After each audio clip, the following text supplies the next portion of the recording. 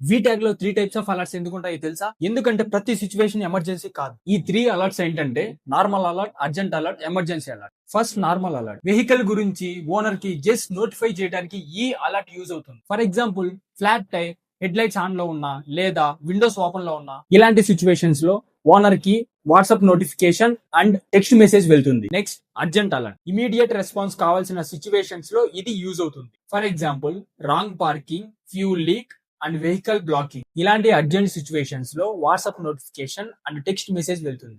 అప్పటికి owner respond అవ్వకపోతే voice call కూడా ఆటోమేటిక్ గా వెళ్తుంది. Next emergency alert. Accident, medical emergency, immediate గా ఫ్యామిలీకి ఇన్ఫార్మ్ చేయాల్సిన సిచ్యువేషన్స్ లో ఎమర్జెన్సీ అలర్ట్ ని సెలెక్ట్ చేస్తే WhatsApp, text message, voice call, owner setup చేసిన ఎమర్జెన్సీ కాంటాక్ట్స్ అందరికీ ఒకేసారి వెళ్తాయి. అర్థమైందిగా ఈ 3 అలర్ట్స్ గురించి. సిచ్యువేషన్ బట్టి కరెక్ట్ అలర్ట్ ని సెలెక్ట్ చేస్తే ఇన్ఫర్మేషన్ రైట్ టైం లో రైట్ పీపుల్ కి రీచ్ అవుతుంది.